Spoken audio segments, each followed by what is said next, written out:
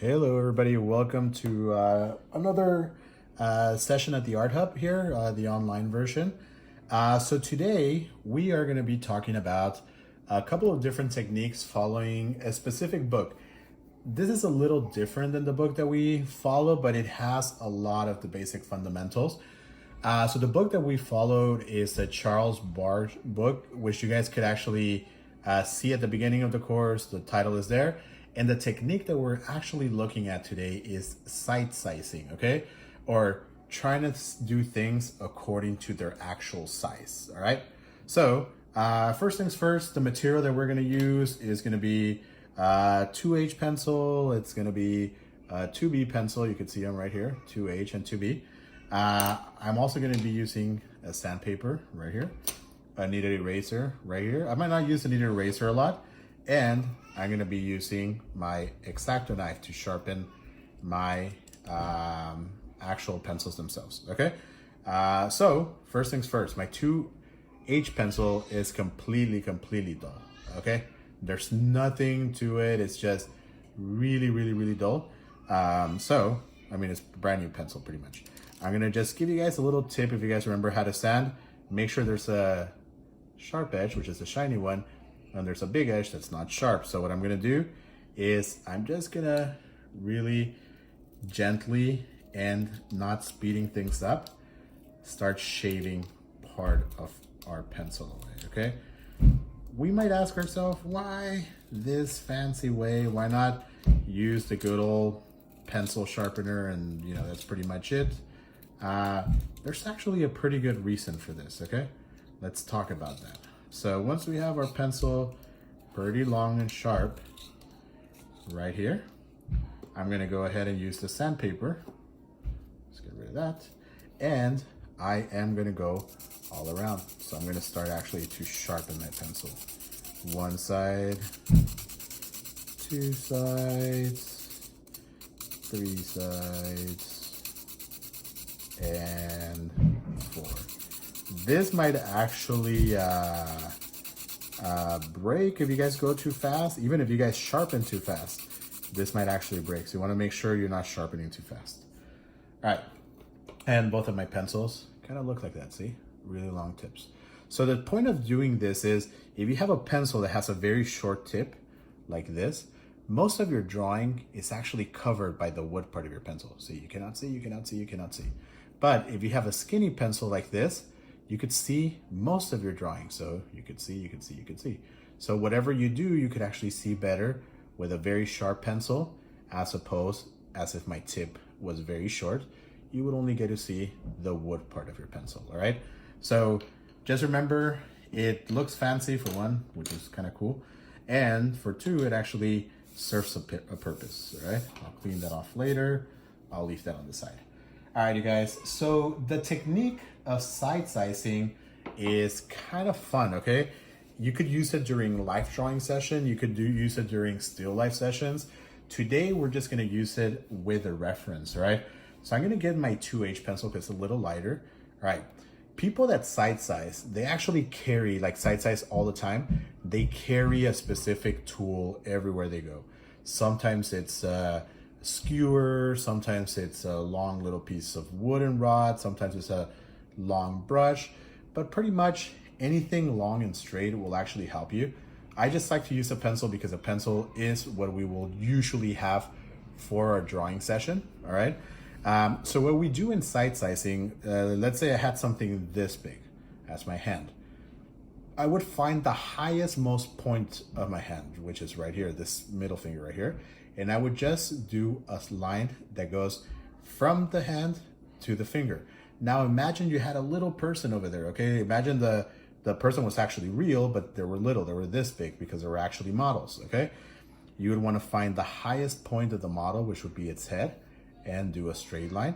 Find the lowest point of the model, which would be their feet, and do a straight line, okay? We are doing a bust, or it's a plane-based bust, which has all these angles. This is kind of the way we want to see portraits. So this session, you guys, relates to the oil session. The oil session, if it's giving you a hard time, come back to the drawing session. They're both interconnected, okay? So you guys should be okay with it. All right, so what I'm gonna do here, I'm gonna find the highest most point of the cast here, which is actually a printout, and I'm just gonna translate that really lightly to my paper, okay? So I just wanna verify. All right, pretty good. That looks pretty good. You know, that's pretty much my line. Because the neck is out of the picture, I'm gonna assume there's no neck, even though there is, and I'm gonna use the chin meets the neck part to do the second line. That again, if I just do a straight line and I verify, ooh, it's pretty good. All right, it's pretty good. And that is the height of sight sizing, okay? We got the highest point just by doing a straight line from this point and just translating it to the paper, sorry. And we got the lowest most point, which is this point right here. And I did a straight line that just came over here just to translate it to my drawing as well, all right? So that's how big my face is gonna be, because now it's exactly the same size as the actual head that we have over here itself. All right, now finding the width. Finding the width is a little more complex than finding the heights. Finding the heights, you just have to do lines. You just have to do lines, throw them, lines, throw them, lines, throw them. Finding the widths, you have to find lines of relationship, okay? So I'm just gonna start my furthest point here. It doesn't really matter where I start, it just has to be in the picture. When I do a vertical line here, the furthest point is either gonna be the ear or the hair. The hair is gently further, so we'll use the hair as a reference, okay? It's that point right there, all right? When I use the back of the head, I'm gonna use my furthest point on the back of the head. You guys shouldn't move your paper once you're sight sizing, but I put mine a little too close. So once I do the furthest point here, I will actually do the tip of the ear, all right? There we go. So the way artists measures, if you're using a skewer, if you're using a big piece of wood, if you're using a little rod, or if you're using a brush, it's gonna be the same, okay? So what you wanna do is you wanna put your thumb, okay? Your thumb is your measuring point. That's how far away my thumb is. Don't use the little tip of your thumb because that's a little chubby. So it actually puts a little extra on the front. So I'm just gonna use the fingernail, all right? And I bite them so they're not that big. So what you wanna do is anytime you do this, you wanna make sure that your measuring is consistent. Don't stretch your hand out, don't stretch your hand in. Just keep it as stretched out and as consistent as you can. So if I were to measure that furthest point, and if I were to measure that closest point, the furthest point would obviously be where my tip of my pencil is, and my furthest point would be just over that golden line, okay? That's actually, if I were to move, by the way I'm looking at it, it's a little different than the way the tablet is looking. So I'm just gonna use the tablet as the reference, okay? So you see that's the tip. Now I'm gonna go ahead and move my finger down, all right? Just a little bit. And for my actual ear, this, where my finger is, that would actually be the length, okay? Or the width, sorry. So now what I'm gonna do is I'm gonna translate, it's gonna make sure it's pretty accurate right here. All right, pretty good. Now I'm gonna make sure that I translate this to over here. And this is very easily for me to actually see. So now I'm just gonna come back, remeasure right there. That looks pretty good. And I'm gonna go and I'm just gonna verify. And that looks pretty good, all right? So both of them look pretty good. They look pretty accurate with height-wise, all right, you guys? So this is sight sizing. That's kind of, we figure out the box of where our figure would be. And many artists would actually go in and just do your box. I don't, these are the little things that I'm gonna just kind of separate from the Charles Barge drawing course, which is, it's a really good course. And if you need to do every single fundamental and every single plate, because the plates with them come with levels, I would say do every single one of them. If you guys already draw a bit and you guys just want to challenge yourself and push your boundaries a little bit more, then just skipping a little steps, it's okay. It's more of the practice of drawing that's really important, all right? So I'm not necessarily gonna box this in, right? But if you wanted to, you could just as easily do a vertical line and do a vertical line. And by doing this, I exactly said I would do what I said I wasn't gonna do. So, all right, now I'm also gonna start finding other important points, okay? So let's find our furthest width, all right? So if I do just a vertical line, right here, so that vertical line here will tell me where the furthest point goes, and that obviously would be the hair, that kind of break on the hair. And now I want to find the furthest right side, which is I'm using this part of the ear. So if I do this part of the ear, that's gonna be right about there. The funny thing with when you're sight sizing, your sight sizing boundaries tend to look small. You know, they tend to look like, oh man, I'm not gonna be able to fit this big head into this. Don't trust your brain too much. Just trust the logic of measurements and your observation skills, okay?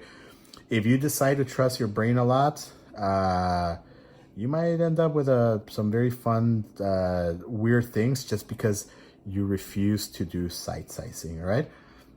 So that thing is out of the way. Now there's a nice lines that I want to find. You know, I want to find how low is my nose. I'm trying to find really important things, not little things. I'm not trying to overdo my drawing with lines. And that's the thing with the Charles Bardet book, that you're trying to find important lines. You're trying to find plumb lines. You're trying to find important angles. You could easily just do every single line here, like line, line, line, line, line, line, line, line. And by the end of the session, you guys are going to be, you know, really confused because of so many lines. All right. So what I'm going to do too, I'm also going to find this high point of my chin here, which would, if I just do a vertical line, it would go somewhere here, just somewhere around here. All right. And after that, I mean, I have my highest point, which is this tip here. One thing I could also do is just use my thumb to measure how far would a vertical line here, an imaginary vertical line there, be from the end of my picture. That would be roughly about where my thumb went, right here. I'm just gonna go back and verify, and that's pretty right, okay? So now I have most of my proper angles, most of the lines that I need, you know, everything is pretty good. I mean, this is for photographic accuracy. If I were doing some stuff at the studio, I usually just draw what I see, and it tends to be very close. It's just not 100% photographic accurate. And this is not 100%, but it is pretty close. And if you actually follow all of the Charles Bardet book, you could actually do a whole photocopy of this thing, okay? So now what I'm gonna end up doing is I'm gonna just look for angles, okay? I'm gonna do imaginary angles, okay? The thing with angles is, I always say this in the studio, angles are always correct, okay? The only thing with angles is that they're relative, okay? But they're always correct. There we go. And remember, that was the highest point, and if we follow this line, oh, what happens? It's supposed to be where it's supposed to be, okay? If I do another angle here, right here, I could just go ahead and repeat it. And if I do another angle here, I could just go ahead and repeat, okay? Angles are the most important thing. Angles is what really makes or breaks a lot of your drawings, you guys. So whenever you're doing angles, just make sure that you guys are always, always, always trying to double check them, okay? Double checking your angles is of utter importance, right? So I'm gonna find this little corner here. That little corner to me is also quite important, because in a abstract way, it is also the beginning of my brow line right here. So if I repeat this brow angle here, you know, I already have the beginning of my brow line. All right, so it looks pretty good. Big angles are in the picture. We know that this is the ear. The furthest most point over here is the ear.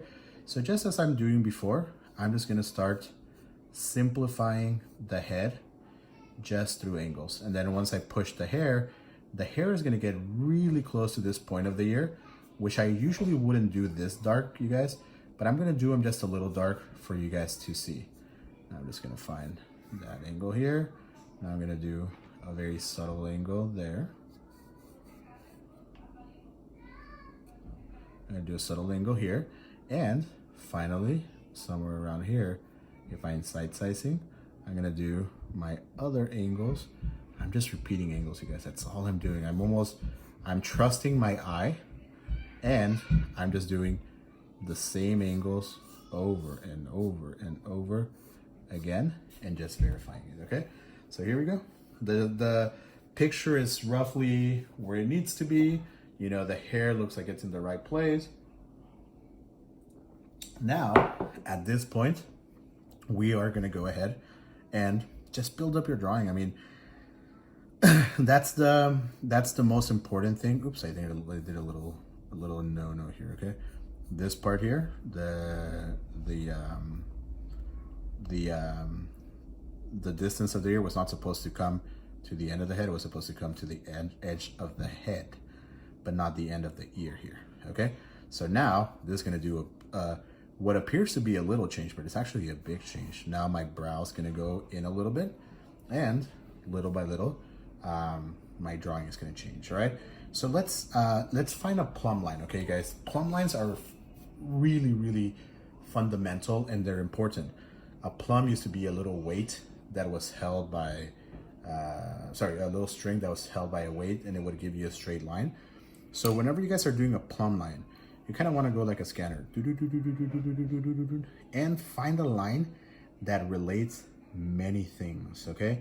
And one important line that I see here is this one here, okay? The plumb line tells us where, if I do a vertical line here, it'll tell me where my nose goes, the left of my nose, the right of my nose on the bottom part, and also the center of my lips. So just a little straight line gave me an abundance of information, right? And plumb lines are really important.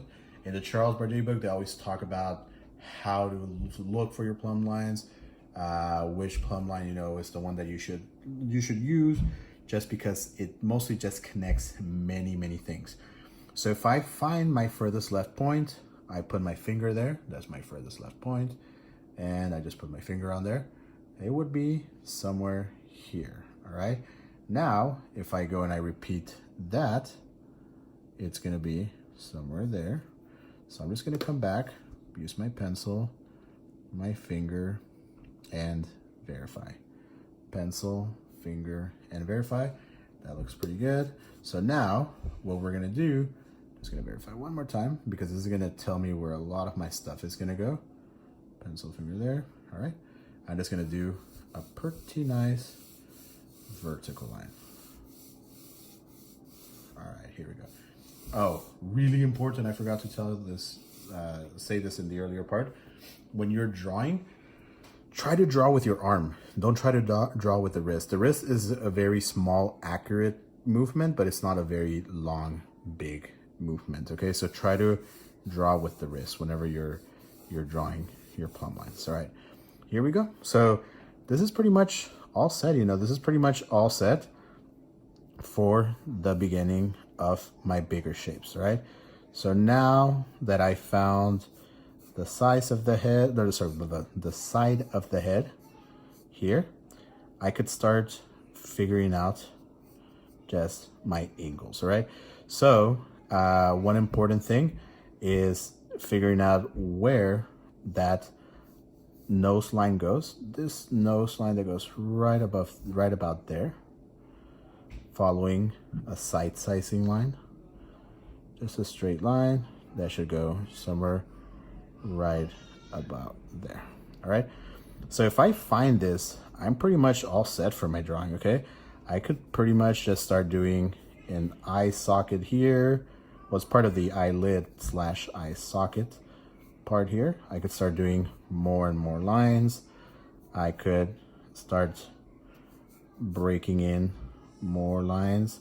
And I'm not afraid if some of my initial lines are not set in stone, I'm gonna leave them, by the way. But if you are, you want a more nice drawing, you could always go in here and erase some of these angle lines. I don't think that's necessary for our cause. So I'm just gonna go ahead and I'm gonna leave them. I'm gonna measure this angle here. I'm gonna try to replicate that angle there. You could always do a line, follow a line, repeat the line, follow the line, okay?